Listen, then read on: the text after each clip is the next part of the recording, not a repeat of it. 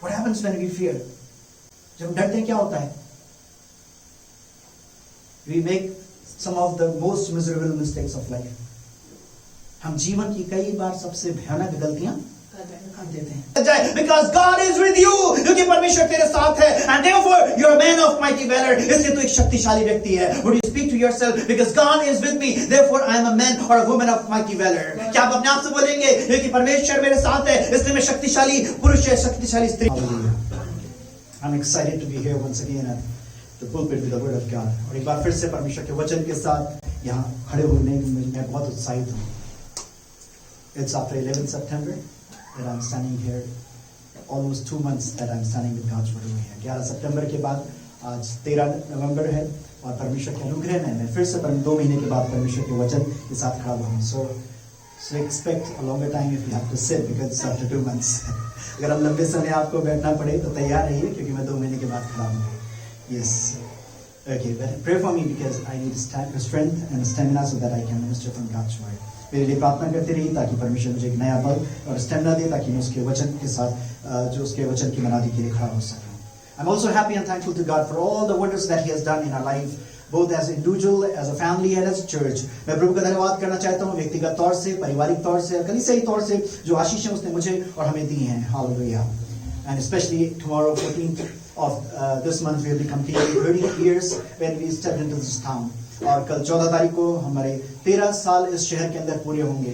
And I want to tell you that we can't even imagine now, we cannot go back, and many of us cannot even think back that when we step into this town, how things were so strange, that everything looked so strange, because some of you were testifying that how do you feel, when you come into a new town, new place, and also because we come from a place and the cultures and the language is absolutely different in Uttar Pradesh, the province we come from, and the place that we are here.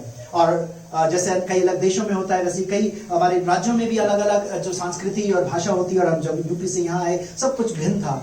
But we thank God that it was in His will that He brought us here, and we thank God that 13 years He has beautifully and miraculously and graciously He has sustained us, brought us thus far. और मैं प्रभु का धन्यवाद करता हूँ कि बड़ी खूबसूरती के साथ और बड़े अनुग्रह के साथ उसने हमें, मुझको और मेरे परिवार को संभालते हुए यहाँ तक पहुँचाया. And also this year we celebrated 11 years of our church. We thank God that even in a church, as a church family, God has been faithful to us these past 11 years. और इन 11 सालों में जैसे अभी हमने 11वीं anniversary को मनाया, कलीसिया की परमेश्वर ने अपनी विश्वास योग्यता को हमारे साथ पूरा किया.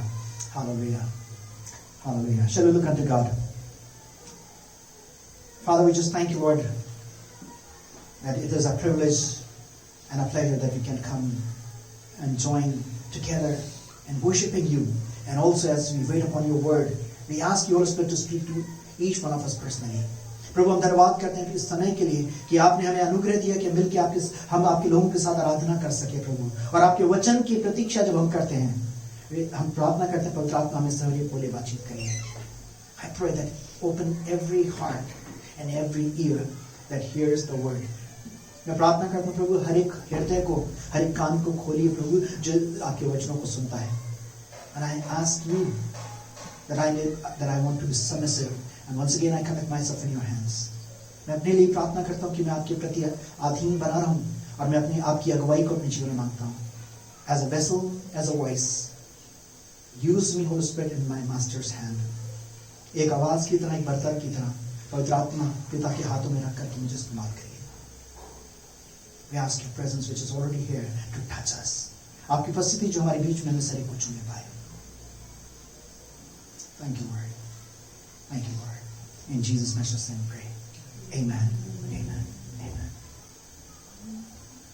I was really wondering, and I was going through many notes and many books so that I could start something with. और मैं बहुत से नोट्स को देख रहा था, बहुत सी किताबों में से शीर्षक देख रहा था कि मैं कुछ एक सीरीज या कुछ शुरू कर सकूं. I didn't know it. Suddenly the Spirit of the Lord spoke to me and brought my attention directly to the book of Judges, where I was looking to some other books from New Testament and others. Something happened and I couldn't understand, but the Holy Spirit very heavily prompted me, and I just rushed back to the book of Judges. मुझे नहीं पता, जब मैं तैयारी कर रहा था अचानक से पवित्र आत्मा ने बड़े ही बोझ के साथ मेरे मन में डाला और बड़ी तीव्रता से उस वचन को, उस विषय को मेरे मन में डाला, और मैं शीघ्रता से जो था उस न्यायों की किताब के अंदर गया. And today we are just going to meditate a beautiful story from the book of Judges. आज हम न्यायों की किताब में से जो है हम एक बड़ी सुंदर कहानी के ऊपर जो है मनन करने जा रहे हैं. How many of you have read the book of Judges? आप में से कितनों ने न्यायों की किताब को पढ़ा है? Okay, if not, try to go through it. It's a book that you will find very relevant, that how the challenges people faced and why the challenges people faced and how they were brought out the challenges. अगर आप इस किताब को पढ़ेंगे, आप बड़े ही अपने से मिलता जुलता पाएंगे, क्योंकि देखेंगे कि लोगों ने बहुत सी चुनौतियों का सामना किया और क्यों सामना किया और कैसे परमेश्वर ने उन चुनौतियों से बाहर निकाला.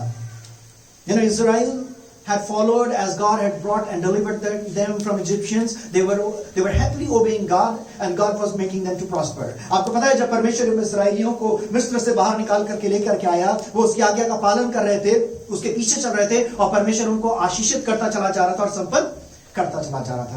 The time they entered the Egypt and when they moved out of Egypt, we see that how immeasurably they had grown into that numbers. और हम जानते हैं जब वो मिस्र के अंदर प्रवेश किया था और जब मिस्र से बाहर निकले, वो कितने ज्यादा संख्या में बढ़ गए थे. One family turned into 6 lakh people. एक परिवार 6 लाख लोगों में बदल गया था. And God's hand was upon them, and people saw and they were scared of them. परमेश्वर का हाथ उनके ऊपर था और लोगों को ये दिखाई देता था और लोग उनसे डरते थे. But slowly what happened? When I'm saying it is relevant to us. मैंने कहा ये हमसे बड़ा मेल खाता है. धीमे धीमे क्या हुआ? As God was blessing them, people started drifting away from God. जब परमेश्वर आशीष देने लगा, life became comfortable, जीवन आरामदायक होने लगा, लोग परमेश्वर से दूर जाने लगे. Does it relate to me? Is it relevant to me? क्या ये मुझसे मेल खाता है? मुझसे relevant है? Ask yourself. When God blesses me, when life becomes comfortable, how much I am obedient to God? How close do I remain to God? अपने आप से पूछे. You don't need to reply to anyone. किसी को जवाब देने की जरूरत नहीं है. जब परमेश्वर मुझे आशीष देता है, मैं कितना ज्यादा परमेश्वर के निकटता में रहती हूँ, मैं कितना ज्यादा उसकी आज्ञाओं का पालन करती हूँ. So it has been a trend of human nature. ये मनुष्य की प्रवृत्ति रही है शुरू से. And they not just drifted away, but they started to disobey God in many things. और केवल परमेश्वर दूर ही नहीं जाने लगे, लेकिन क्या हुआ? परमेश्वर की आज्ञाओं का उल्लंघन करने लगे. And consequently what happens? And what happened? परिणाम स्वरूप क्या होता और क्या हुआ? The problems started coming and overtaking them. समस्याएं आने लगी और उनके ऊपर हावी होने लग गई. And God did allow the surrounding nations to come and empower them. और परमेश्वर ने होने दिया कि जो आसपास के देश थे वो उनके ऊपर चढ़ाई करने लगे और वो उनकी गुलामी में जाने लगे और उनको persecute करने लगे. And the nations started persecuting them. I'm just trying to help you so that I can come to my main story. मैं केवल आपकी पृष्ठभूमि बता के मदद कर रहा हूं ताकि मैं अपनी मेन कहानी में आ सकूं. And then what happens? Every time there were sufferings, every time the people had troubles, they started calling upon God. हर बार जब लोग परेशानी में जाने लगे, हर बार जब उनके जीवन में मुसीबतें आने लगी, वो क्या करने लगे? परमेश्वर को पुकारने लगे. Does it make it relevance to me? Ask yourself. क्या ये मुझसे मेल खाता है? Yes. When we go into problem, then we know that we need to go to God. जब हमें जीवन में समस्याएं आती है तब हमें याद आता है कि हम परमेश्वर के पास जाएं. Because we have tried everything, there is only one place now. हमने सब कुछ कोशिश कर ली, अब एक ही जगह है. We are helpless, we have been denied from everywhere, and we know there is only one who can help us. हमने सब कुछ कोशिश कर ली, सब जगह मदद मांग ली, अब सब कुछ हमारी सबने मना कर दिया, हमारी सहायता नहीं हो रही है. एक ही जगह है जो हमारी मदद हो सकती है. And so also Israel, they turned and they repented and they called upon God, and God's heart was softened, and He raised every time a leader to rescue them. परमेश्वर का हृदय पिघल गया हमेशा की तरह. परमेश्वर उन पर तरस खाया और उन्हीं के बीच में से एक सहायक को, एक लीडर को, एक जज को खड़ा किया जिसने उनको वहां से छुड़ाया. And it became the cycle. When you read the book of Judges, it has been repeatedly happening that people, God listens to them.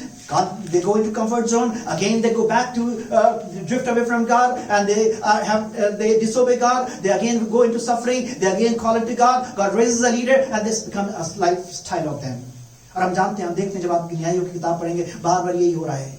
परमेश्वर आशीष देता है, एक कंफर्टेबल जीवन हो जाता है, परमेश्वर को भूल जाते हैं, फिर मुसीबतें आती हैं, परमेश्वर को पुकारते हैं, परमेश्वर एक न्याय के द्वारा उनको आजाद करता है और ये जीवन की शैली बन गई है.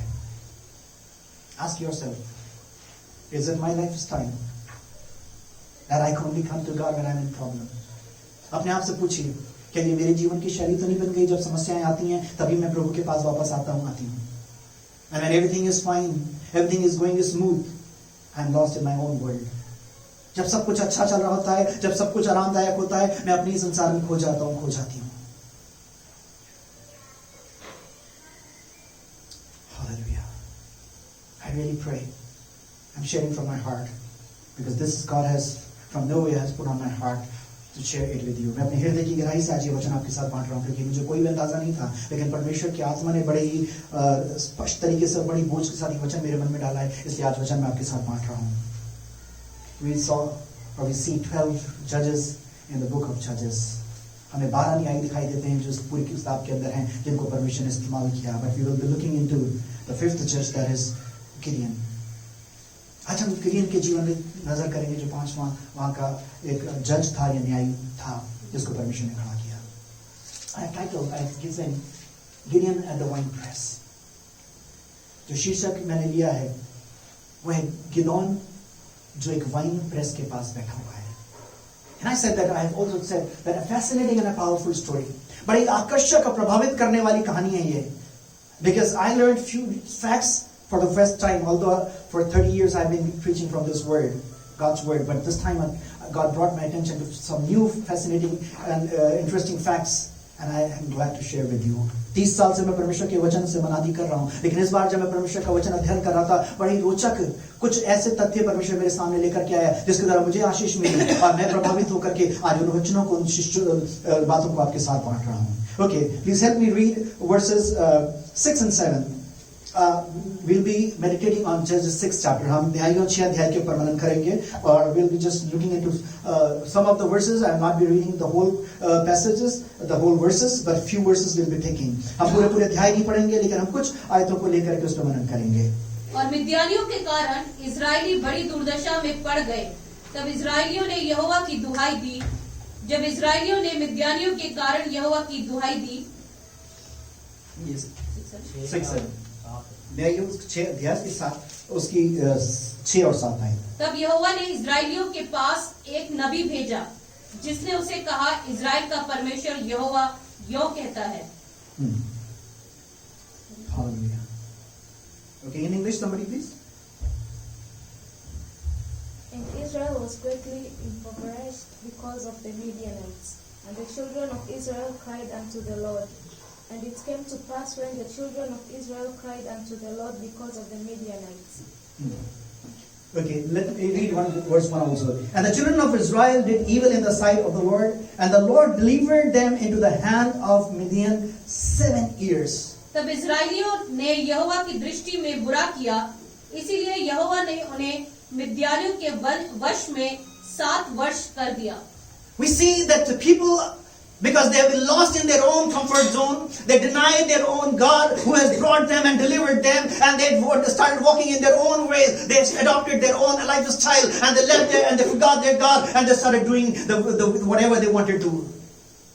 It says in 21 chapter and 25th verse that everyone did that which was right in his own eyes because there was no king.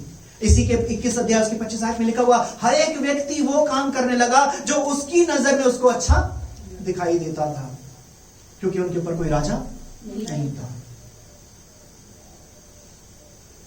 The new generation would know much more than what I know, because when I talk to the young people, my brain cannot take it in what is going around in the world, in the world of the so-called youthful world. मैं शायद इतना ज्यादा आपकी generation से पीछे हूं, शायद इतना नहीं जानता, लेकिन आप जवान होने के नाते बहुत कुछ जानते हैं इस दुनिया के अंदर क्या हो रहा है. And everyone feels what they are doing is right. सबको लगता है वो जो कर रहे हैं सही है.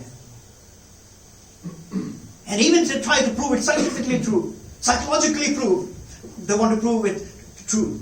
और वो वैज्ञानिक तौर से, मनोवैज्ञानिक तौर से उसको सही साबित करना चाहते हैं. वो जो कर रहे हैं सही कर रहे हैं. Maybe it is denying the word of God, it is denying the creation of God, it is denying our nature, our conscience, but still they feel that is right. जब कि वो चीजें परमेश्वर के वचन का खंडन कर रही हैं, जो हमारा विवेक परमेश्वर ने हमें दिया है, जो प्रकृति दी है, उसका खंडन कर रहे हैं। फिर भी हर एक को ऐसा लगता है वो जो कर रहे हैं उनकी नजर में वो सही है। And that is why we don't even realize how we move into slavery, into bondages, and we are troubled. और हमें पता भी नहीं चलता हम कैसे बंधन में चले जाते हैं, हम कैसे उन बंधनों में जा करके पीड़ित हो जाते हैं और हम परेशानी में पड़ जाते हैं। Hallelujah. Verse 8 to 10, please read it. Because here, out of the trouble, they are crying unto God. In verse 6 and 7, see, the voice of Israelites have again reached God. और हम जानते हैं कि जब ये पीड़ा उनके ऊपर बढ़ गई, तब उन्होंने इस्राएलियों ने परमेश्वर को पुकारा और परमेश्वर की आवाज जो थी उन तक पहुंची, और तब परमेश्वर जो था अपने आप को रोक नहीं सका। और हम पढ़ेंगे उसकी 8 से लेकर 10 आयत तक, verses 8 through 10. तब यहोवा ने इस्राएलियों के पास एक नबी भेजा, जिसने उनसे कहा, इस्राएल का परमेश्वर यहोवा यो कहता है, मैं तुमको मिस्र में से ले आया और दासत्व के घर से निकाल ले आया, और मैंने तुमको मिस्रियों के हाथ से, वरन जितने तुम पर अंधेर करते थे उन सबों के हाथ से छुड़ाया, और उनको तुम्हारे सामने से बरबस निकाल कर उनका देश तुम्हें दे दिया। और मैंने तुमसे कहा, मैं तुम्हारा परमेश्वर यहोवा हूँ। एमोरी लोग जिनके देश में तुम रहते हो, उनके देवताओं का भय ना मानना, परंतु तुमने मेरा कहना नहीं माना। Hallelujah. Thank you, Jesus. In English, somebody read, please. He sent them a prophet who said, "This is what the Lord of God Israel says: I brought you up out of Egypt, out of the land of slavery. I rescued you from the land of the Egyptians, and I delivered you from the land of all the oppressors. I drove them out before you and gave you their land. I said to you, I am the Lord your God. Do not worship the gods of the Amorites, in whose land you live." Do you remember what God has done in your life? Do you always remember what God did for you? क्या आपको याद है परमेश्वर ने आपके लिए क्या किया? क्या आप याद रखते हैं परमेश्वर ने आपको किस तरीके से संभाला, आपके जीवन में क्या कार्य किए? It's only for a moment that you just enjoy the blessings and if you forget what God has done for you. या थोड़े समय के लिए आप परमेश्वर की आशीर्वाद का आनंद उठाते हैं और उसके बाद भूल जाते हैं। Yes, God is merciful. परमेश्वर दयालु है। But how long will we abuse His mercy? हम कब तक उसकी दया का गलत उपयोग करेंगे? And then God is telling them in verse 10, and He says, I said unto you, I am the Lord your God. Fear not for the gods of the Amorites, in whose land you dwell, but you have not obeyed my voice. परमेश्वर कह रहा है, मैंने तुमसे कहा था कि अमोरियों से मत डरना, उनके देवताओं से मत डरना। What did you do? You have not obeyed my voice. तुमने मेरी आवाज को नहीं सुना। Fear is very dreadful thing. It's very dangerous. डर एक बड़ी भयानक चीज है। What happens when we fear? जब डरते हैं क्या होता है? We make some of the most miserable mistakes of life. हम जीवन की कई बार सबसे भयानक गलतियां कर देते हैं। Because we say, I was afraid. हम क्या कहते हैं? हम डर गया। I didn't know what to do, so I was just scared. I just spontaneously did that. मुझे नहीं पता, मैं डर गया और डर के मारे मैंने बिना सोचे समझे ऐसा कर दिया। Your brain stops working. आपका दिमाग काम करना बंद कर देता है। So in a sense, you become insane. And I don't think I will be wrong if I use that word, because that's what we say. I couldn't think anything. है ना? क्योंकि मैं सोचता हूँ अगर मैं बोलूँ कि एक तरीके का पागलपन भी आ जाता है तो गलत नहीं हो, क्योंकि हम बोलते हैं ना कि मेरा दिमाग ने काम करना बंद कर दिया। That is what it is. When your brain stops working, you become insane. जब आपका दिमाग काम करना बंद कर देता है तो आप एक तरीके के पागल व्यक्ति हो गए। Bible says that fear your God. Bible क्या बताती है? परमेश्वर का भय मान। But instead of fearing God, we start fearing the things that we are not to fear. हम कई बार परमेश्वर का भय मानने की जगह हम उन चीजों का भय मानने लग जाते हैं जो हमें नहीं मानना चाहिए। And it was the same thing. You remember in Genesis 3:10 when God comes to meet Adam, what did Adam's reply? आपको याद है उत्पत्ति 3 अध्याय उसकी 10 आयत में वही हुआ, जब परमेश्वर आदम से मुलाकात करने के लिए आया, आदम ने क्या बोला?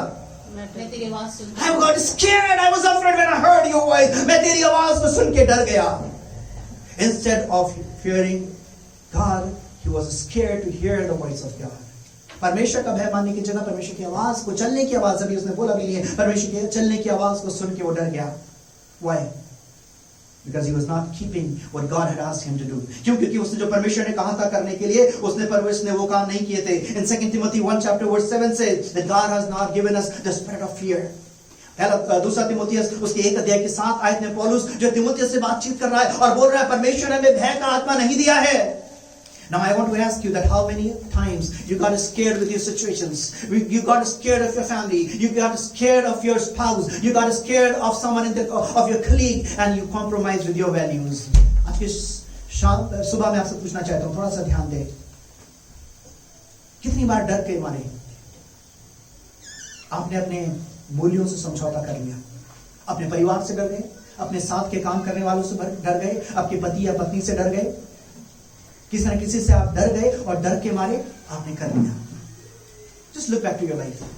अपने जीवन को थोड़ा सा पीछे झांक करके देखिए. And there is nothing to be ashamed about. कोई शर्म करने की बात नहीं है. We all in our life sometime or the other get scared. हम सब अपने जीवन में किसी न किसी परिस्थिति को देख के डर जाते हैं. Sometimes we get scared of our sickness and diseases. कई बार अपनी बीमारी को देख के हम डर जाते हैं. Sometimes of our financial situations we get scared of. कई बार अपनी आर्थिक परिस्थिति को देख के हम डर जाते हैं. Are you with me? Can you wave your hands? Are you with me? Can you be honest to yourself and say yes, I got scared? क्या आप ईमानदारी से अपने आप को बोल सकते हैं हाँ मैं डर गया था, मैं डर गई थी? अपने आप को बोल दीजिए. Just and recall those situations when you really got scared of someone, not of God's word, not of God, but of someone whom you should have not been afraid of. परमेश्वर से नहीं, परमेश्वर की बातों से नहीं, लेकिन कुछ बातों से जिनसे आपको नहीं डरना चाहिए था, जिन लोगों से नहीं डरना चाहिए था, आप उनसे डर गए. I got scared. And it's true to be honest before God. परमेश्वर के सामने ईमानदार रहना अच्छी बात है. Because God loves an honest heart. क्योंकि परमेश्वर को ईमानदार हृदय पसंद है. Because when you go to a doctor or to a lawyer, until unless you honestly tell everything, he cannot or she cannot help you out. क्योंकि जब तक आप एक डॉक्टर के पास, वकील के पास जाके ईमानदारी से अपनी दशा का वर्णन नहीं करते हैं, वो डॉक्टर और वकील आपकी मदद नहीं कर सकता. Maybe it is worst of the thing. Maybe you have to open up your clothes and show your body to a doctor, or maybe you have to tell the most secrets to a lawyer. But you, out of leaving aside all the shame and embarrassment, you share everything with the doctor and a lawyer. चाहे आपको अपने कपड़े खोल करके अपने शरीर के कुछ अंगों को दिखाना पड़े डॉक्टर को, या अपने गुप्त रहस्यों को वकील को बताना पड़े, पर आप सारी शर्म को अलग हटा करके डॉक्टर और एक लॉयर के साथ ईमानदारी से चीजें बांटते हैं. तभी वो आपकी मदद करने में सक्षम हो पाती है. This morning, what were you scared of? When you look back, ask yourself. पीछे मुड़ करके जब आप देखते हैं, आप देखिए कि आप किससे डर गए थे. You know, who were these Amorites? Amorites was a powerful nation, well known for their stature. और ये Amorites कौन थे? ये एक बड़ा शक्तिशाली देश था, जिनका आकार बहुत बड़ा था. When we read in Amos 2 chapter 9 verse, it says they were as tall as cedar trees. हम उसके 2 अध्याय की 9 में जब देखते हैं, वहां के लोग इतने लंबे थे जैसे कि cedar trees लंबे होते हैं, इतने बड़े थे. And you know, it reminds of that story when Moses had sent Joshua and Caleb and 12 people into the land. When they come back, they said the people were so big, we were like grasshoppers and we are scared of them. आपको याद है जब कनान के देश में पर मूसा ने लोगों को भेजा जाकर के वहां का संदेश लेकर के आओ, तो लोगों ने कहा वहां के लोग इतने बड़े अनाकी जो है, इतने लंबे चौड़े हैं, हम उनके सामने टिड्डियों के समान हमें दिखते हैं, हम तो उनके आगे डर गए. And when the moment you feel fear of others, you start compromising with your values. जब आपके जीवन में लोगों का डराने लग जाता है, परिस्थितियों का डराने लग जाता है, आप अपने वैल्यूज से समझौता करने लग जाते हैं. And that is what is God is lamenting about. I told you not to fear them, but you got scared of them and you started compromising with your values. और परमेश्वर वही विलाप कर रहा है, मैंने तुमसे मना किया था, उनसे मत डरना, उनका भय मत खाना, लेकिन तुमने क्या किया? उनसे डर गए. और डरने की वजह से क्या हुआ? तुमने समझौता करना शुरू कर दिया, तुमने उनके जैसे चलना शुरू कर दिया. Your lifestyle became like their own lifestyle. तुम्हारा जीवन शैली उनकी शैली बन गई. You got scared, and what do? We used to start walking the way your colleagues are walking. You used to start doing what the other students are doing. You adopt the same means. जब आप डर जाते हैं, आपके साथी जो कर रहे हैं ऑफिस में, आप वही करने लग जाते हैं. जब आप डर जाते हैं, आपके साथ पढ़ने वाले बच्चे जो कर रहे हैं, आप वही करने लग जाते हैं. When you get scared, you start doing what the other neighbors are doing. You start doing the same thing. जब आप डर जाते हैं, आपके पड़ोसी जो कर रहे हैं, आप वही करने लग जाते हैं. When you get scared, you start doing the same thing what other family members are doing. जब आप डर जाते हैं, आपके परिवार वाले जो कर रहे हैं, आप वही करने लग जाते हैं. And if you did, say to the Lord, yes Lord, I got scared. and I compromised. You don't need to tell any one of us, but you just from the bottom of your heart tell the Lord. आपको किसी को बोलने की जरूरत नहीं है, लेकिन अपने दिल से परमेश्वर से बोलिए, प्रभु मैं डर गया था, मैं डर गई थी, इसलिए मैंने समझौता कर लिया. I even stopped coming to the house of God. मैंने कई बार डर के मैंने परमेश्वर के भवन में आना बंद कर दिया. I stopped reading Bible. I stopped praying because I got scared. मैंने प्रार्थना करना छोड़ दी, मैंने बाइबल पढ़ना छोड़ दी क्योंकि मैं डर गया था, मैं डर गई थी. I lied many times because I was scared that I was lose my job. मैंने झूठ बोलना शुरू कर दिया क्योंकि मुझे डर था कि मेरी नौकरी ना छूट जाए. I started cheating and adopting unfair means because I feared I would fail. मुझे डर लग गया मैं फेल ना हो जाऊं, इसलिए मैंने कई बार गलत तरीके अपनाना शुरू कर दिए. मैंने unfair means शुरू कर दिए. I started begging, I started borrowing because I got scared. मैं डर गया था, डर गई थी, इसलिए मैंने लोगों से मांगना, उधार मांगना शुरू कर दिया. I was scared. मैं डर गया था प्रभु. But if you are really honest, God is going to bring you out of that fear. अगर आप परमेश्वर के सामने ईमानदार हैं, परमेश्वर आपको आपके भय से बाहर निकालना चाहता है. Amen. Hallelujah. Hallelujah. And God is reminding them, don't you remember? I have brought you out from the clutches, from the bondages of the Egyptians. परमेश्वर याद दिला रहा है कि तुम्हें याद नहीं है मैंने कैसे तुम्हें मिस्रियों की गुलामी से आजाद किया था. Yes, the Pharaoh was so strong upon you, the Pharaoh was so hard upon you, but I still brought you out of those bondages. फिरौन का हाथ कितना सामर्थ्य था तुम्हारे ऊपर. फिरौन ने कितनी ज्यादा तुम्हारे ऊपर अत्याचार करना शुरू कर दिए थे, क्या मैंने तुम्हें वहां से बाहर नहीं निकाला. When you were drowning in Kashmir, didn't I bring you out from there? जब कश्मीर में तुम डूब रहे थे, मैंने क्या तुम्हें वहां से बाहर नहीं निकाला. When your father was at the force in the boundaries, didn't I protect you? जब तुम्हारा पिता जो था उस सीमा पे रहकर लड़ाई कर रहा था, क्या तब मैंने तुम्हारी रक्षा नहीं करी? When you didn't have the food to eat, didn't I supply you the food? जब तुम्हारे पास खाने के लिए पैसा नहीं था, क्या मैंने तुम्हें भोजन से तृप्त नहीं किया? When you didn't have the rent to pay, didn't I arrange money for you? जब तुम्हारे पास देने के लिए घर का किराया नहीं था, क्या मैंने तुम्हारी जरूरतों को पूरा नहीं किया? I told you not to fear those things. I told you just to fear me and look unto me. मैंने तुमसे कहा था इन चीजों को देख के मत डरना. मैंने तुमसे कहा था मेरी तरफ देखते रहना. But why you got feared of them? And I'm saying I was scared, God, and therefore I'm hiding here. मैं तो डर गया, आदम कह रहा है, इसलिए मैं यहाँ छिप गया. Many of you, how will you confess, Lord, I was scared, therefore I was hiding. But I want to come out of that hiding place, Lord. परमेश्वर में छिप गई थी, मैं छिप गया था प्रभु डर के मारे. अब मैं उस स्थान से बाहर आना चाहती हूँ. Help me. I'm saying that I'm not preaching a sermon, but I'm sharing my heart, what God has put on my heart. मैं कोई आपको sermon नहीं दे रहा हूँ, sermon नहीं प्रचार कर रहा हूँ, लेकिन जो परमेश्वर ने मेरे दिल में डाला उसको आपके साथ बांट रहा हूँ. I'm not using any PPTs, I'm just using my simple notes, what God has put on my heart. मैं इसलिए आज PPTs या कुछ इस्तेमाल नहीं कर रहा हूँ, केवल अपने हृदय को कुछ पॉइंट्स जो मेरे परमेश्वर के द्वारा अगुवाई में लिखे हुए आपके साथ बांट रहा हूँ. Would you stand, please, for a while before we proceed? क्या अपनी जगह पे आप खड़े होंगे इससे पहले हम आगे बढ़े? Hallelujah. Confess. Honestly confess. Pour out your heart and say, Lord, I was scared. I don't want you to tell me, but tell God I was scared of this. मुझे मत बताइए, किसी को मत बताइए, लेकिन प्रभु से बोलिए, प्रभु मैं इस बात से डर गया था, डर गई थी प्रभु. Forgive me. I want to recall what all you did for me. Especially how you sent your only begotten Son on the cross of Calvary. मैं याद करना चाहता हूँ आपने मेरे लिए क्या कुछ नहीं किया. खासतौर से अपने इकलौते पुत्र प्रभु यीशु मसीह को मेरे लिए इस दुनिया में भेजा. Hallelujah. Quickly, just honestly pour out your heart. And I say, Lord, I want to come out of my hiding place. I don't want to fear those things anymore.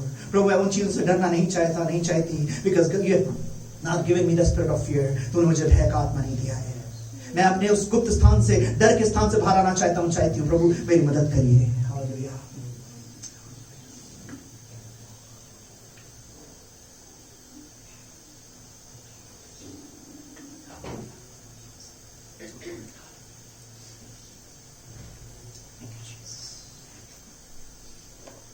If you have prayed, please be seated. अगर आपने प्रार्थना कर ली, मेरे सब स्थान में बैठ जाएं. Hallelujah. Yes. God was complaining, but he was yet passionate. परमेश्वर शिकायत जरूर करता, लेकिन उसका हृदय अभी भी भरा हुआ था. He sends an angel. वो अपने एक दूत को भेजता है. Please read verse 11. 11 आयत को पढ़िएगा मेहरबानी से. फिर यहोवा का दूत आकर उस बांज वृक्ष के तले बैठ गया जो ओरफा के अबीएजेरी योआश का था और उसका पुत्र गिदोन का एक दाखरस के कुंड के में गेहूं इसीलिए झाड़ रहा था कि उसे मिद्यानियों से छिपा रखे। Very interesting verse if you carefully read every word of it. बड़ी रोचक बात आयत है अगर आप एक एक शब्द को बड़े ध्यान से पढ़ें. If somebody is saying, okay, let me read. And there came an angel of the Lord and sat under an oak, which was in Ophrah, and pertained unto Joash the Abiezrite, and his son Gideon threshed wheat by the winepress to hide it from the Midianites. Did you hear? Did you read? क्या आपने सुना या पढ़ा? The angel comes and sits under a tree. एक स्वर्गदूत आता है और पेड़ के नीचे आकर के बैठ जाता है. He is watching Gideon do the same thing. और गिडियन को देखता है. गिडियन कर रहा है. What is he doing? गेहूं की बाली झाड़ रहा है. And where is he doing?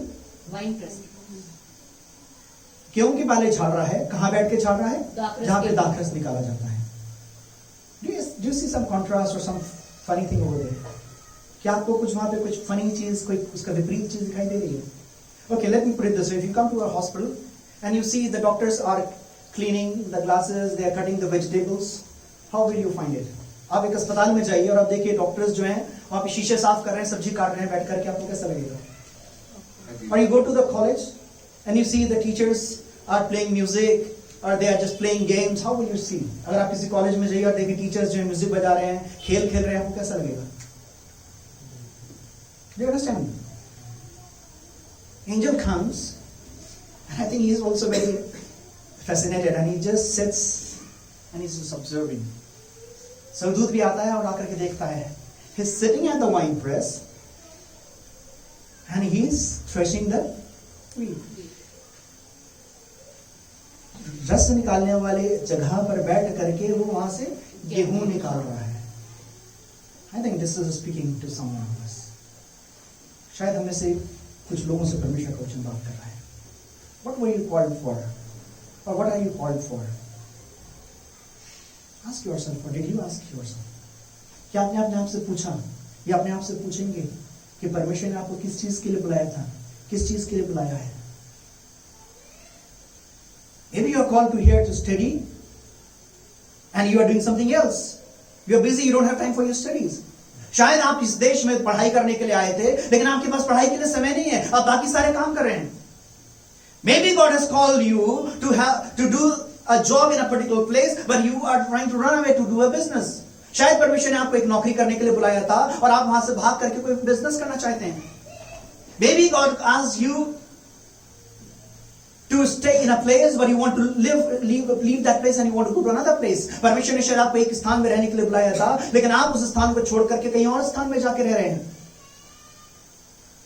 I know many people who are engineers now they are doing medical courses. मैं कुछ लोगों ऐसे भी जानता हूं इंजीनियरिंग करी और अब मेडिकल कोर्स कर रहे हैं.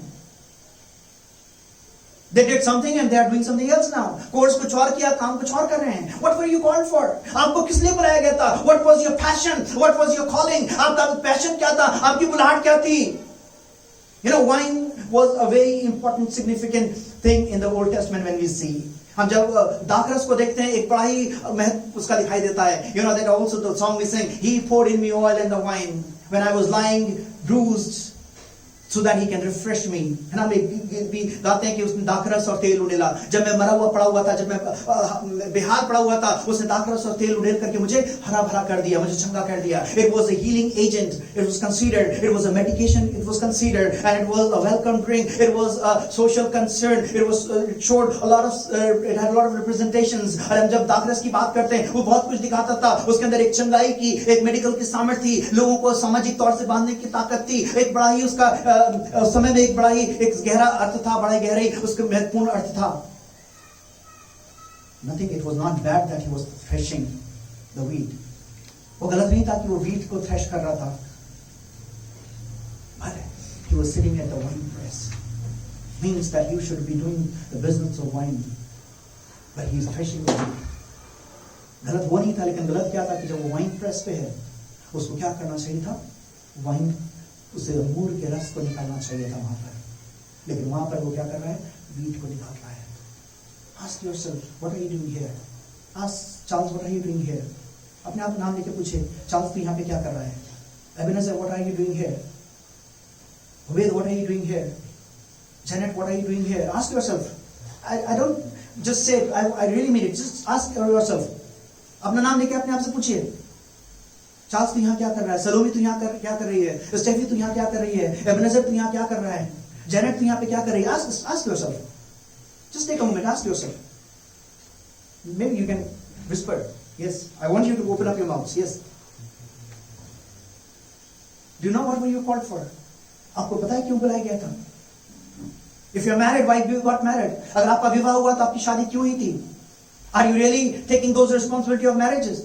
क्या आप वास्तव में विवाह की उन जिम्मेदारियों को निभा रहे हैं? If you have been given siblings, are you really loving and caring for your siblings? अगर परमेश्वर ने आपको भाई बहन दिए हैं, तो क्या वास्तव में अपने भाई बहनों से आप प्यार करते हो, उनकी केयर कर रहे हैं? If God has blessed you with parents, are you really obedient to your parents? अगर परमेश्वर ने आपको माता पिता दिए हैं, तो क्या आप अपने माता पिता के प्रति आज्ञाकारी हैं? If God has given you children, are you taking good care of your children? अगर परमेश्वर ने आपको बच्चे दिए हैं, क्या आप अपने बच्चों की ठीक देखभाल कर रहे हैं? If you are called for studies, are you really honestly doing your studies seriously? अगर परमेश्वर ने आपको पढ़ाई के लिए बुलाया है, आप ईमानदारी से मेहनत से अपनी पढ़ाई कर रहे हैं? If God has given you a job, are you justifiably working hard for your job? अगर परमेश्वर ने आपको नौकरी दी है, परमेश्वर आप क्या ईमानदारी के साथ उस मेहनत से वो नौकरी कर रहे हैं? If God has asked you to serve Him, are you really honestly serving God? अगर परमेश्वर ने अपनी सेवकाई के लिए आपको बुलाया है, आप ईमानदारी से उसको सेवकाई को कर रहे हैं? God has given you certain gifts. Are you really using it for God's glory? अगर परमेश्वर ने आपको वरदान दिए हैं, आप क्या उन वरदानों को इस्तेमाल कर रहे हैं? And therefore, angel was for some time he couldn't speak anything.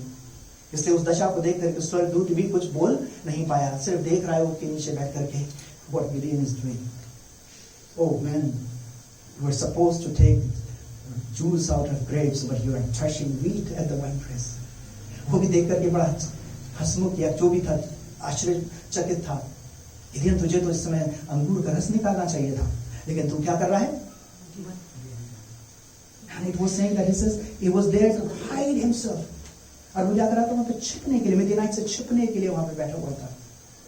You know, that is what I'm saying. That is what fear will mislead you, that it will take you even away from your vision.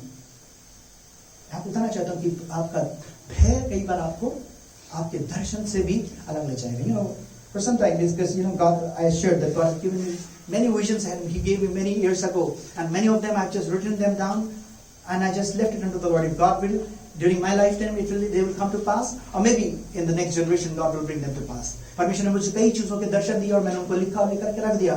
मुझे नहीं पता, मैं कई बार मुझे लगता है शायद परमेश्वर अगर मेरे जीवन काल में उनको पूरा करे, नहीं तो शायद आने वाली पीढ़ी में पूरा करे. But for some time I started thinking, okay, because the more I get active, the more responsibilities will come upon me, and I think I won't be able to handle now those responsibilities. So I said, okay, Lord, let this be fine. Let the visions, let those things be for the next generations to come. और कई बार मुझे कुछ समय से ऐसा लगा कि शायद परमेश्वर मुझे दर्शन थे, वो आने वाली पीढ़ी उसको दिखाए तो ज्यादा है, क्योंकि अब मेरी उम्र है या मैं अब ज्यादा जिम्मेदारी को नहीं संभाल सकता. ठीक है परमेश्वर, ये काफी है मेरे लिए जो वर्तमान में है. And during past months, God had been speaking to me. And I said, Lord, yes, I thought I was scared of my responsibilities.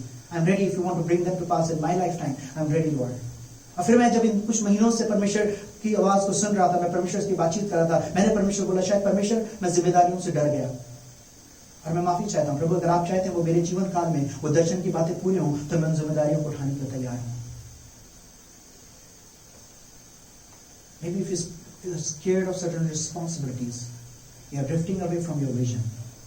कई बार हो सकता है शायद अपनी जिम्मेदारियों से आप डर गए हैं, इसलिए अपने दर्शन से, अपने उद्देश्य से आप भटक गए हैं. You are not meeting out those purposes that you have been called into. आप जिन उद्देश्यों से बुलाए गए थे, उन उद्देश्यों को अपने जीवन में पूरा नहीं कर रहे हैं. Hallelujah. Read verse 12, please. उसको यहोवा के दूत ने दर्शन देकर कहा, हे शूरवीर सूरमा, यहोवा तेरे संग है. And the angel of the Lord appeared unto him and said unto him, the Lord is with you, thou mighty man of valor. Hallelujah. Shall we give a clap of it to God? Hallelujah. Thank you, Jesus. Hallelujah. Yes, he is weak. He is scared, but God is speaking through his angel. जरूर ये कमजोर है, ये जरूर डरा हुआ है, लेकिन परमेश्वर जो है अपने दूत के द्वारा इससे बातचीत कर रहा है. And God he's revealing his identity to him through his angel. परमेश्वर क्या कर रहा है? अपने दूत के द्वारा इसकी पहचान इसे प्रकट कर रहा है. And we thank God, Salome, that she was able to share God's word on your identity last week. प्रभु का धन्यवाद करता हूँ सलोमी के लिए कि पिछले संडे वो जो थी आपकी पहचान के विषय में बता रही थी कि परमेश्वर में आपकी पहचान क्या है. Because we have a distorted figure sometimes of our life. कई बार हमारे जीवन की खुद हमारी जो आइडेंटिटी है, जो रूप है, वो कुरूपित हो जाता है. And we think that it's not worth. और हमें लगता है वो काफी नहीं है. But here we see the angel is revealing, is saying, mighty man of valor. But what is the key word here? क्या यहाँ पे वो क्या बोल रहा है कि तू बड़ा शक्तिशाली व्यक्ति, और यहाँ पे चाबी कुंजी क्या है, की क्या है? Because God is with you. Hallelujah. Hallelujah. It's not what you are, and you get scared and you can boast about. ये तू नहीं है जिसकी वजह से तू या डर जाए या घमंड करने लग जाए. Because God is with you. क्योंकि परमेश्वर तेरे साथ है. And therefore you're a man of mighty valor. इसलिए तू एक शक्तिशाली व्यक्ति है. Would you speak to yourself? Because God is with me. Therefore I am a man or a woman of mighty valor. क्या आप अपने आप से बोलेंगे कि परमेश्वर मेरे साथ है, इसलिए मैं शक्तिशाली पुरुष या शक्तिशाली स्त्री हूँ? Just speak to yourself. God is with me. Repeat after me. God is with me. Therefore I am a man of mighty valor. I am a woman of mighty valor. Hallelujah. Shall we give a clap offering to God? Hallelujah. Yes, you have drifted away from your vision. You have drifted away from your call. Because God is saying, I am with you. Come back to your call. आप अपने दर्शन से भटक गए, आप अपनी बुलाहट से भटक गए, आप अपने देश से भटक गए, लेकिन परमेश्वर आज आपसे बोल रहा है, मैं तेरे साथ हूँ, इसलिए तू शक्तिशाली है. And when you are strong, you will be able to achieve it. जब तू बलवंत है, तो उसको जरूर पूरा कर पाएगा, कर पाएगी. Hallelujah, Hallelujah, Hallelujah. Gideon is sharing his grievances. Gideon यहाँ पे जो है अपने हृदय की grievances को शेयर कर रहा है. Go to verse 13. Hallelujah. Gideon ने उससे कहा, हे मेरे प्रभु, विनती सुन. यदि यहोवा हमारे संग होता तो हम पर ये सब विपत्ति क्यों पड़ती? और जितने आश्चर्य कर्मों का वर्णन हमारे पुरखा ये कहकर करते थे, क्या यहोवा हमको मिस्र से छुड़ा नहीं लाया? वे कहाँ रहे? अब तो यहोवा ने हमको त्याग दिया और मिद्यानियों के हाथ में कर दिया है. Yes, in English, someone please. And Gideon said unto him, O my Lord, if the Lord be with us, why then is all this befallen us? And where be all his miracles which our fathers told us of, saying, Did not the Lord bring us up from Egypt? But now the Lord hath forsaken us and delivered us into the hand of the Midianites. Yes. Some of your grievances may be very genuine. हो सकता है कुछ आपकी शिकायतें बहुत genuine हो. And it's a very sad part of his father over here. That what was heard, he couldn't see happening in and through his father. दुख की बात है. कई बार शायद आपकी शिकायतें बड़ी genuine हों. यहाँ पे गिदोन की शिकायत बड़ी genuine है. जो उसने सुना था, उसने पिता के जीवन के द्वारा उसको देखा नहीं. Because we read in when we read into verse 25 through 27, क्योंकि जब 25 से 27 आयत तक देखते हैं, we find it that his father, whose knowing himself was God has given, has left God and has started worshipping other gods. क्योंकि हम जब 25 से 27 तक हम पढ़ते हैं, हम देखते हैं कि वो जिसके नाम का मतलब था परमेश्वर ने दिया है, वो क्या करता है? परमेश्वर को छोड़ करके अन्य देवताओं की आराधना करने लग जाता है. I, as a pastor, when I stand, I apologize if you have missed something to see because of me. एक पासवान होने के नाते मैं यहाँ पे खड़ा हुआ आपसे क्षमा चाहता हूँ. अगर मेरी वजह से कुछ जो आपको देखना चाहिए था आप नहीं देख पाए. As a father, if John and Obed couldn't see something through me or Salome, एक पिता होने के नाते अगर जॉन और सलोमी कुछ नहीं देख पाए, जॉन और ओबेद सलोमी से नहीं देख पाए, I seek apologies from you. मैं आपसे क्षमा चाहता हूँ. Ask yourself, as parents, have you failed to show your children what you should have been able to? अपने आप से पूछिए कि एक माता पिता होने के नाते क्या आप चूक गए जो आपको अपने बच्चों को दिखाना चाहिए था? Do you feel sorry for it? Would you feel sorry for it? क्या आप उसके लिए शर्म महसूस करते हैं, परमेश्वर से क्षमा महसूस करते मांगते हैं? As an elder brother or sibling at home, You fail to demonstrate a right example to your younger ones. एक बड़े भाई बहन होने के नाते आप चूक गए जो आपको अपने बहन भाइयों को एक सही आदर्श दिखाना चाहिए था. Would you feel sorry for it? क्या आप उसके लिए पश्चाताप महसूस करेंगे? As a neighbor, would you fail to be a good neighbor to your neighbors? Would you feel sorry for that? एक मसीह पड़ोसी होने के नाते अपने पास पड़ोसियों को आपने सही नमूना नहीं दिखाया. क्या आप उसके लिए परमेश्वर से क्षमा मांगेंगे? Would you be sorry for it? As a man of God and woman, you feel to establish a good example in your college, in your living place, in your neighborhood, in your workplace. Would you feel sorry for it? अपने काम करने की जगह पे, अपने पढ़ाई के स्थान पे, अपने रहने के स्थान पे आपने एक सही गवाही नहीं दी. आपका जीवन वो अच्छा नहीं पाया जो दिखाना चाहिए था. क्या आप परमेश्वर के सम्मुख क्षमा मांगेंगे? आप सॉरी महसूस करेंगे? Are you with me? Are you with me? Are you understanding what I'm trying to pour out my heart with you? क्या आप समझ रहे हैं अपने हृदय को आपके सामने क्या ढेल रहा हूँ?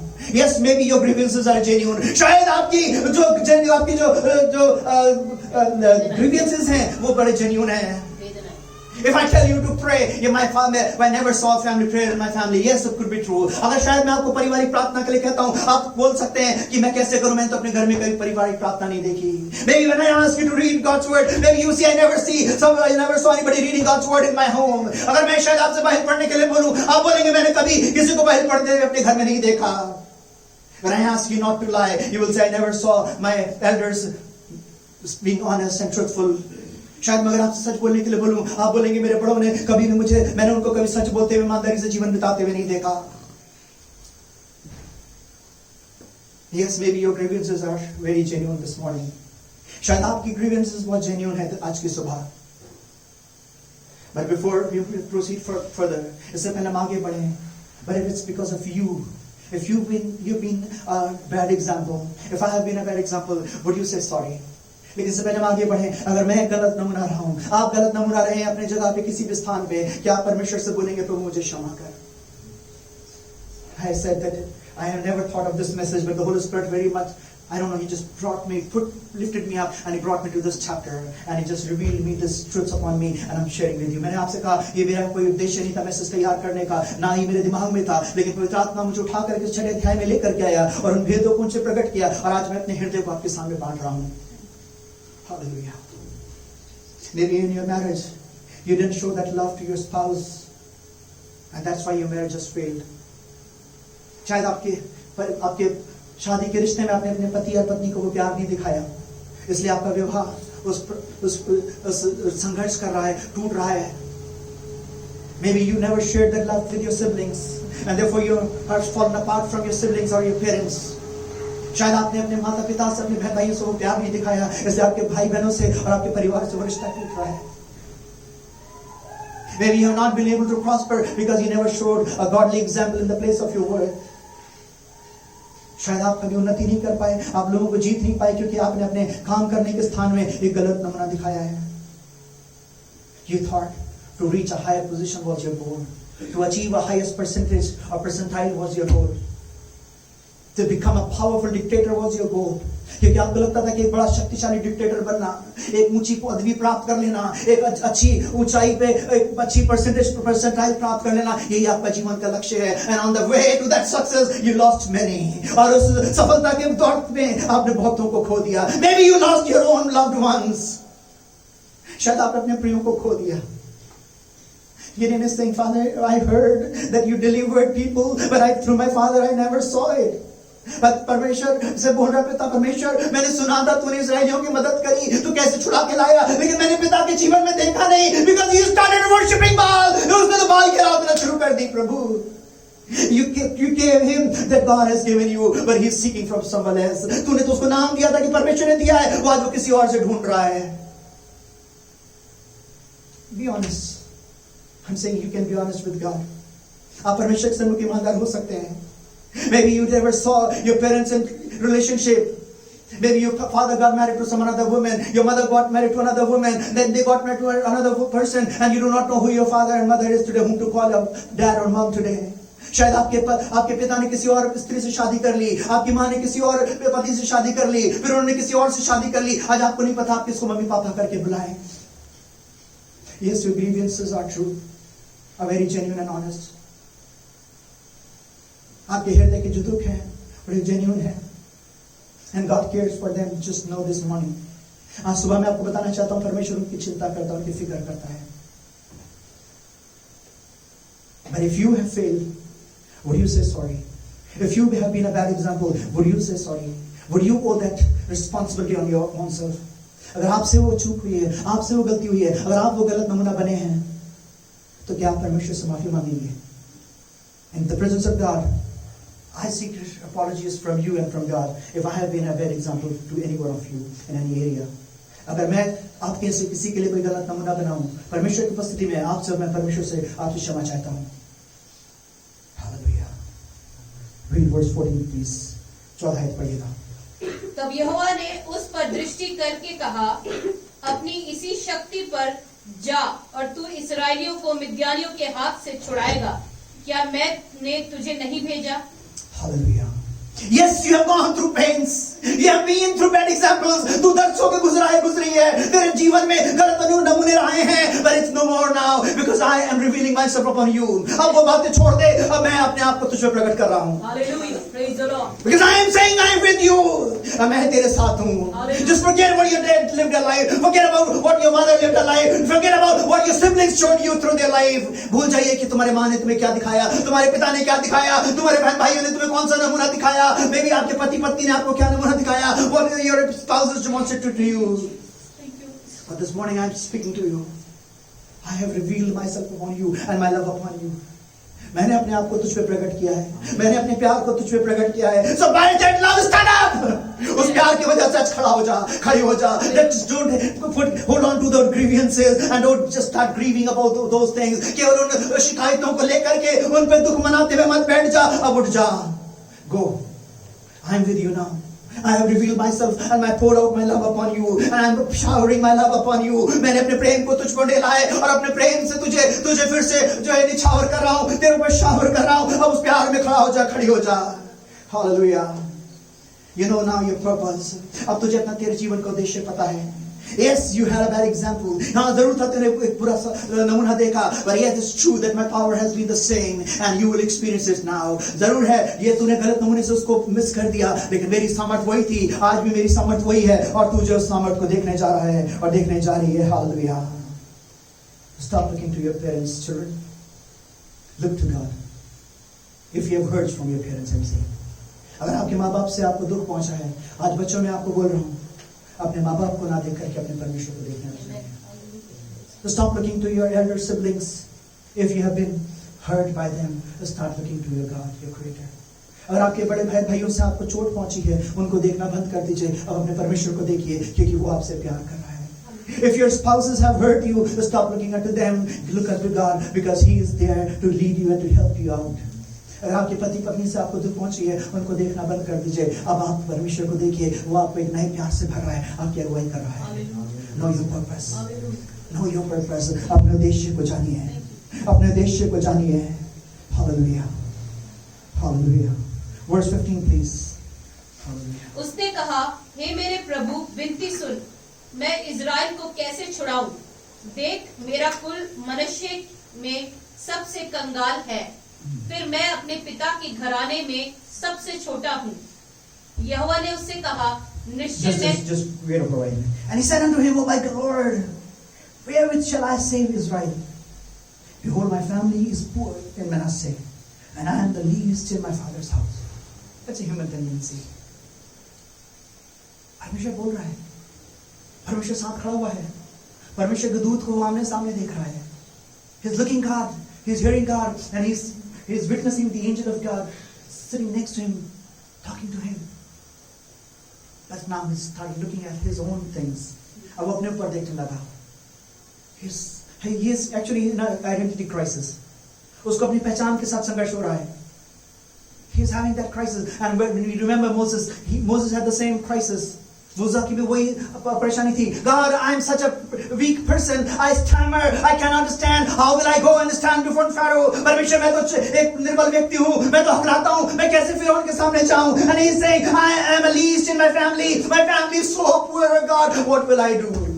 परमेश्वर, मेरा परिवार तो बड़ा गरीब है, मैं तो बड़ा छोटा हूँ, मैं कैसे करूँ? My wallet will start looking at our wallets and our bank balance. Lord, my wallet is empty. I don't have anything in my bank account. What will I do?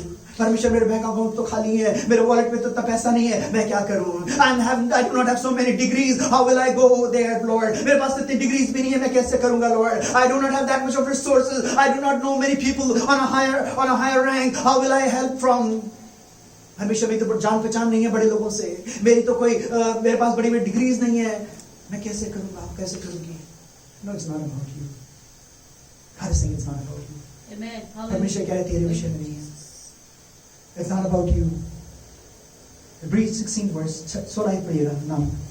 यहोवा ने उससे कहा, निश्चय मैं तेरे संग रहूंगा, इसलिए तू मिद्यानियों को ऐसा मार लेगा जैसा एक मनुष्य को. It's not because of you, because now I am with you. My grace and my strength is going to be with you. ये तेरी वजह से नहीं है, लेकिन मेरा अनुग्रह और मेरा बल तेरे साथ जा रहा है. Hallelujah. Hallelujah. Hallelujah. And God was saying to Moses, just tell me who made this mouth of yours, who has created you, that you are complaining that I stammer. Why don't you see that I am standing, the creator of your mouth is beside you. जब मूसा से कह रहा था परमेश्वर मैं तो हकला हूं, परमेश्वर मूसा से कह रहा है अरे तू क्यों बोल रहा है, जो जिसने तुझे बनाया, जिसने तेरे मुंह को बनाया वो तेरे साथ खड़ा हुआ है, तेरे साथ जब छाने के लिए तैयार है, तो तू यूं क्यों कह रहा है कि मैं तो हकला हूं? Because I am who I am is going to be with you. ये उसने बोला मैं जो हूं सो हूं वो तेरे साथ जा रहा हूं. Because when Pharaoh will ask you, he said, what will I respond? उसने कहा जब फिरौन पूछेगा मैं क्या बोलूंगा? He said, I am who I am. मैं जो हूं सो हूं वो तेरे साथ खड़ा हुआ है. Would you just grasp it? The creator of the universe, your own very creator, the one who shed his blood for you, the one who died for you, is saying I love you and I'm with you. वो सृष्टिकर्ता जिसने पूरे ब्रह्मांड को बनाया, जिसने आपको रचा, प्रभु यीशु मसीह जो आपके लिए मारा गया, जिसने अपने लहू को आपके लिए बहा दिया, वो आपसे कह रहा है मैं तुझसे प्यार करता हूं, मैं तेरे साथ खड़ा हूं. I'm with you. Just receive it. He's saying I'm with you.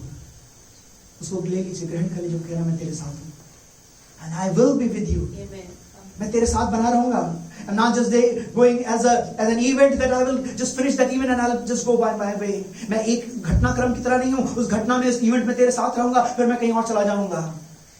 You know, Steffi arranges so many events. She doesn't go everywhere. She's not everywhere. She just arranges the events and then everybody goes to their own respective places. है ना? Even हम जानते Steffi का job profile है कि वो अलग-अलग events organise करती है ना? फिर वो अपने जगह चली जाती है, लोग अपनी जगह चले जाते हैं, एक जगह नहीं रहते हैं. And sometimes we think God is the same way. He is like an event organizer. He will be with us during that event and then I will be back alone. हमें लगता है परमेश्वर को भी हम कई बार वैसे देखते शायद वो केवल एक इवेंट ऑर्गेनाइजर है, उस इवेंट में हमारे साथ रहेगा, उसके बाद हम फिर अकेले छूट जाएंगे. No, he is not the event organizer. He is the one who organizes you. वो इवेंट ऑर्गेनाइजर नहीं है, वो आपको ऑर्गेनाइज करने वाला परमेश्वर है. But it's only when you allow him to organize you. वो तभी है जब आप उसको अनुमति देते हैं कि वो आपको ऑर्गेनाइज करे, आपको स्टीयर करे. Would you give your steering to him and say, Lord, I'm here. Steer me, Lord, till my last breath. आप बोलेंगे प्रभु मेरी अगुवाई करिए, मैं अंतिम सांस तक अपने आप को आपके हाथों में देने के लिए तैयार हूँ. He's saying, this is your identity. Now forget about your old identity that I am a least person, I am a poor person, but I am with you. परमेश्वर कह रहा है उसको भूल जा, तू कौन था, तू क्या है, अपनी पुरानी पहचान को भूल जा, लेकिन मैं तेरे साथ हूँ.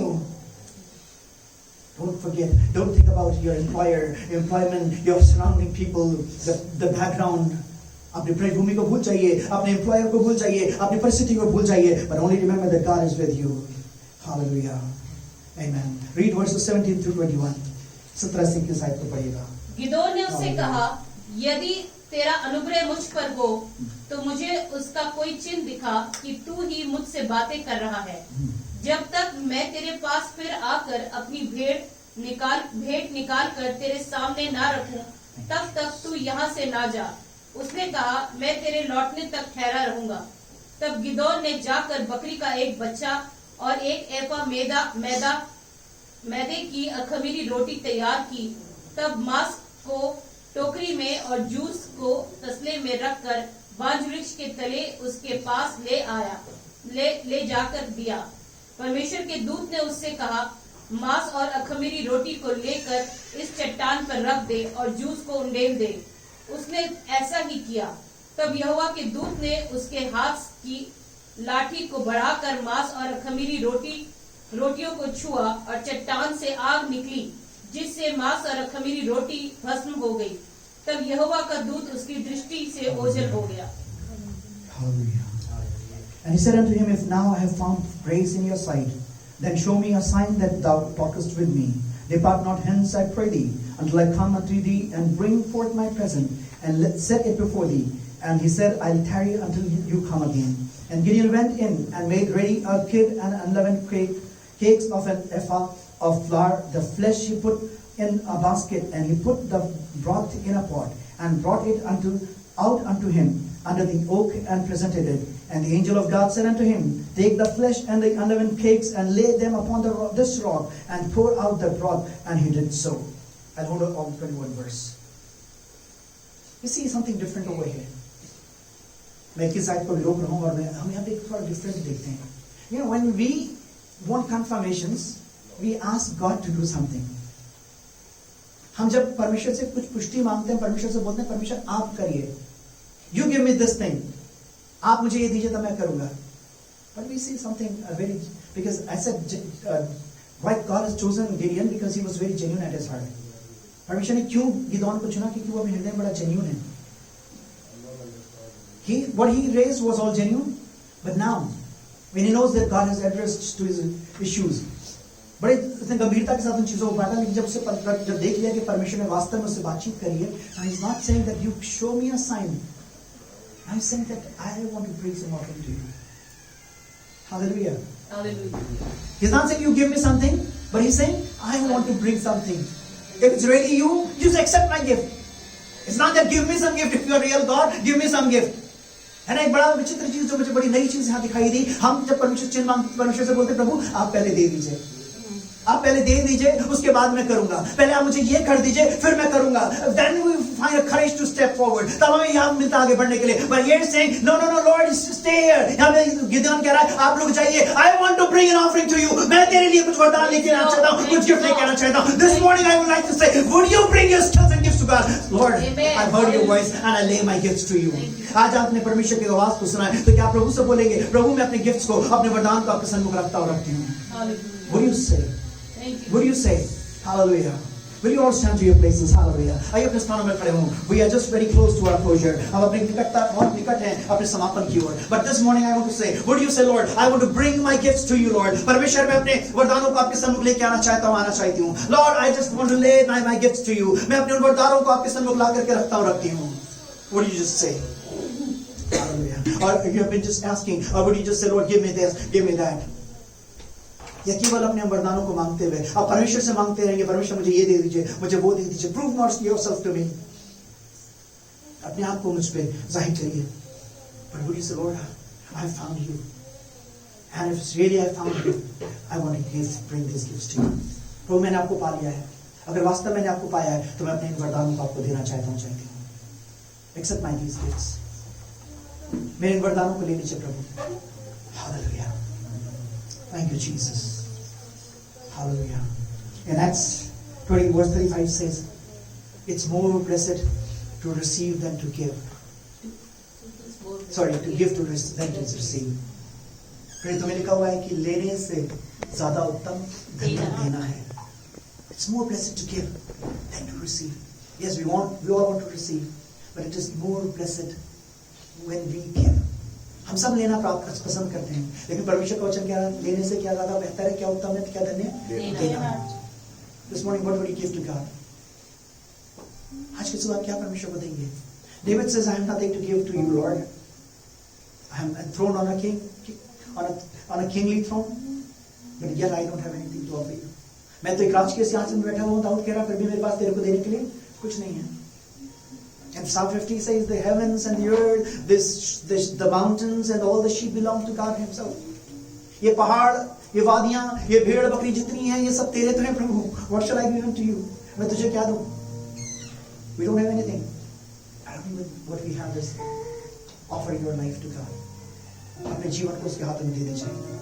Will you just take a moment and say, Lord, I'm ready to offer myself to you, Lord. क्या आप एक क्षण लेंगे कि प्रभु मैं अपने आप को आपको देने के लिए तैयार हूँ. Hallelujah. Thank you, Jesus. Thank you, Lord. Thank you, Lord. Please be seated. Now let's move to verse 21 and we see the power over there.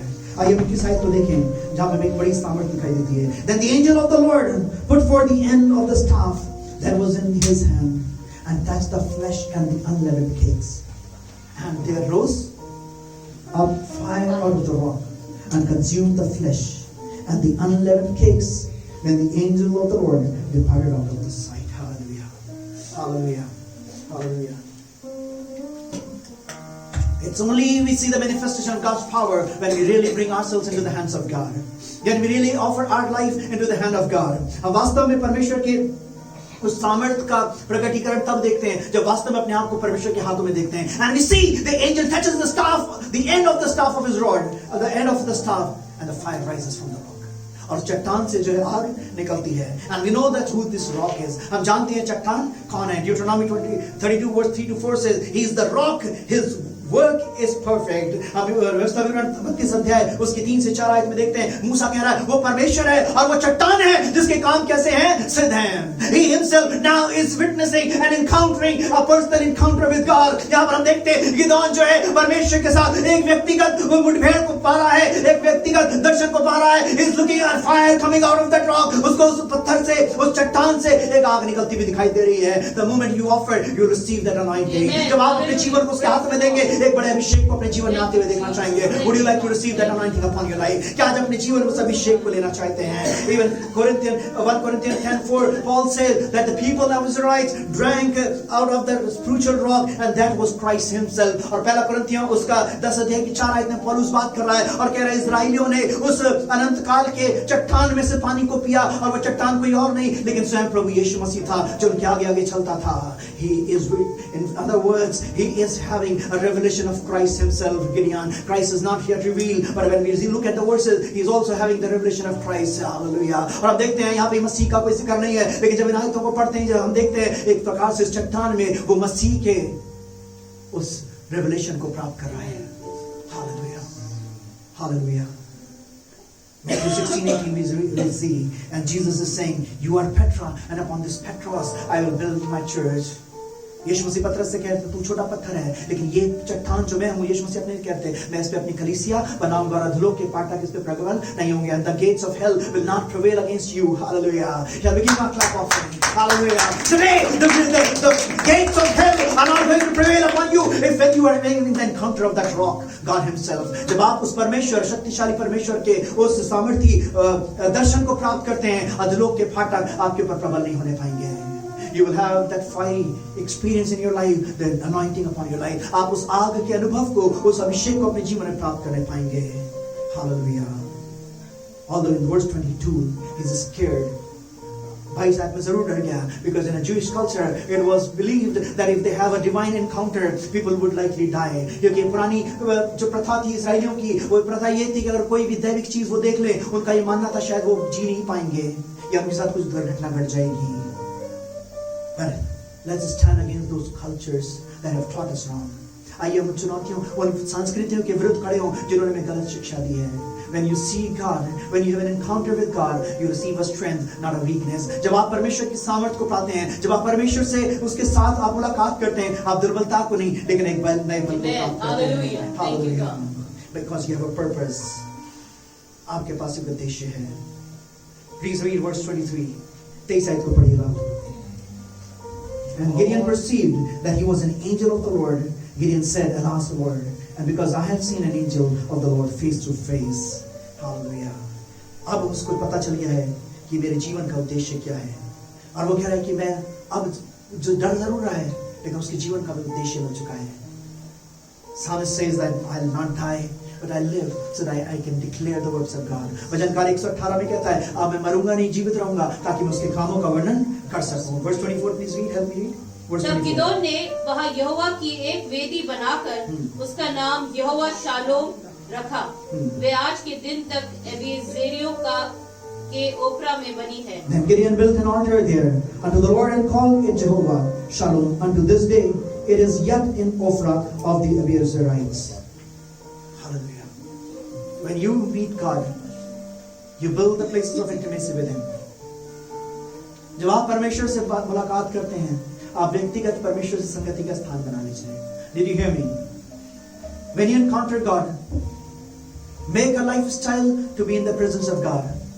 जब परमेश्वर से आपकी मुलाकात हो जाए तब आप परमेश्वर की संगति में रहना आपकी जीवन शैली बन जाए। When you invite Jesus in your life as a savior, let to communicate with him become your lifestyle. जब आप यीशु मसीह को अपने जीवन में आमंत्रित करते हैं, उसके साथ वार्तालाप आपके जीवन शैली बन जाए। And he calls the name of this place Jehovah Shalom. The Lord is peace, and this is the altar where I will meet with him and I'll find peace for the rest of my life. और यहाँ पर वो कह रहा है, मैंने वो स्थान बनाया है, वो वेदी बनाई है जहाँ मैं उसके साथ वार्तालाप करूंगा, जहाँ उसके साथ मुलाकात करूंगा और अपने जीवन की हर परिस्थितियों के लिए उसकी शांति को पा जाऊंगा।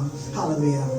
What would you name that place of that altar? It is your choice. आप उस वेदी को, उस परमेश्वर से मुलाकात के स्थान को क्या नाम देंगे, ये आपका चुनाव है। But it will be a place of peace, I want to tell you. लेकिन वो आपके जीवन में एक शांति का स्थान होगा। Maybe you have turmoils in your life, but when you find a time to come in the presence of God, maybe you have turmoils, you have the quarrels among your spouses, among your children and siblings, problems in your workplace. When you come at the altar, you will find peace. Hallelujah. जब आपके घर के अंदर कलेश होता है, आपके पति पत्नी में झगड़े होते हैं, बहन भाइयों में झगड़े होते हैं, कामकाज के स्थान में परेशानियां होती हैं, लेकिन जब आप अपने जीवन के दिन के शुरू में और दिन के अंत में जब परमेश्वर के सन्मुख आते हैं, आपके जीवन में एक अद्भुत शांति आती है। Hallelujah, hallelujah. But yet not to stop. यहाँ पे रुकना नहीं है। When we look verses 22 to 27, जब हम 25 से 27 आयतों को देखते हैं, God is saying, go and break the altar that your father had created for the other gods and goddesses. You forgot me. You found someone else was God.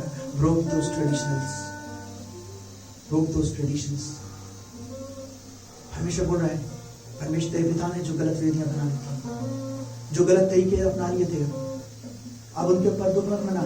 Don't bring your grievances, but go and break them. अब जाकर उनको तोड़ दो। Maybe you saw wrong examples. What we just talked about a little while ago. शायद आपने गलत नमूने देखे जो हमने थोड़ी देर बात करी. But now God is saying that you rise up and break them. परमेश्वर आपसे कह रहा है, अब तुम खड़े होकर के उनको तोड़ो. Hallelujah. Just rise up in your places. Now we are going to just ask God to give that fire upon your lives so that you will encounter God personally. अब परमेश्वर से बोले, परमेश्वर वो आग का अनुभव आपके जीवन में दे, व्यक्तिगत अनुभव परमेश्वर आपको दे. But would you say, Lord, I'm ready now to break those images, those altars which were wrongly presented to me. परमेश्वर वो तस्वीरें, वो वेदियां, वो बातें, नमूने जो गलत तरीके से मेरे सम्मुख रखे गए, आज मैं उनको तोड़ने के लिए खड़ा होता हूँ, खड़ी होती हूँ. I'm here, Lord, to break them. मैं उनको तोड़ना चाहता हूँ, चाहती हूँ प्रभु. Because of your grace, but I accept what I am. मैं स्वीकार करता हूँ मैं कौन हूँ प्रभु तुझ में. My old identity is gone. मेरी पुरानी पहचान चली गई. But I have a new creation in you. I have a new identity in you. और प्रभु मेरे पास एक नई पहचान है. मैं एक नई सृष्टि हूँ प्रभु. मुझ में प्रभु give me that anointing, that fire in my life. प्रभु वो आग का अनुभव मुझे दे दीजिए, वो अभिषेक मुझे दे दीजिए. Hallelujah. We lift up your hands. आइए अपने हाथों को उठाएं और उससे बोले, प्रभु give me that anointing, give me that experience. Hallelujah. Thank you, Jesus. Hallelujah. Oh, Rabba Shakha, hallelujah. Let the fire come upon you. Hallelujah. Would you bring your life at the altar? क्या अपने जीवनों को उस वेदी पे लेकर जाएंगे? Say, Lord, today I don't want to ask you anything, but want to offer myself to you, प्रभु. आज मैं प्रभु तुझसे कुछ मांगना नहीं चाहता, तुझसे कुछ मांगना नहीं चाहती हूँ प्रभु, लेकिन मैं अपने आप को तुझे देना चाहता हूँ, चाहती हूँ. मैं अपने आप को तेरे हाथों में देता हूँ, देती हूँ. Touch me, touch me, touch me, touch me. Raise up your hands, please. अपने हाथों को ऊपर कर लीजिए. And ask the Lord, if you want really, that the fire of God will touch you with a fresh anointing. और परमेश्वर से अगर आप चाहते हैं, उससे बोले कि उसका अभिषेक आपको छुए. Hallelujah. Once again, I will encourage you, all those who, please, if you want, you just raise up your hands. अगर आप चाहते हैं मेरे मन से, अपने हाथों को ऊपर कर लीजिए. Raise up your hands, and say, Lord, I want to see what I'm called for. मैं देखना चाहता हूँ तूने मुझे किसके लिए बुलाया. I lost my identity and I was doing something else which I was not supposed to do. मैंने अपनी पहचान को खो दिया और मैं वो करने में लग गई जो मुझे नहीं करना चाहिए था. But now I see my responsibility, my call and purpose. I might give myself at you in your hands. Take me and use me. लेकिन आज मैंने अपनी पहचान को, बुलाहट को देखा है प्रभु, और मैं अपने हाथ को तेरे हाथ में देता हूँ, देती हूँ. I don't ask you any more signs to give me, but I want to present myself in your hands. आज मैं तुझसे कोई चिन्ह नहीं मांग रहा हूँ प्रभु. आज तुझसे मैं कोई चीजें नहीं मांग रही हूँ प्रभु, लेकिन मैं आज अपने आप को तेरे हाथों में दे रही हूँ प्रभु. और रबा शिरा बरा बरा. Right now, let the presence of God, right, the presence of God fall upon everyone in Jesus' name. इस समय परमेश्वर की आत्मा की आग, वो परमेश्वर का अभिषेक हर एक जीवन को छूने पाए. That the bondages of grievances, the bondages of grief be broken, that hurts be healed by the fire of Jesus. Hallelujah. By the fire of the Holy Spirit.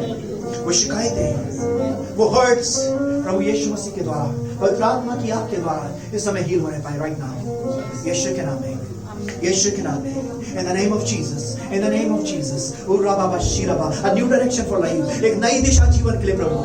Oh hallelujah. Thank you Lord. Thank you Lord.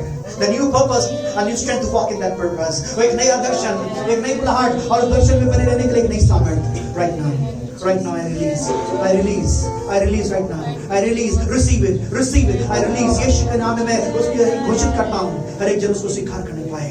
Oh yes Lord. Yes Lord. Amen. Hallelujah.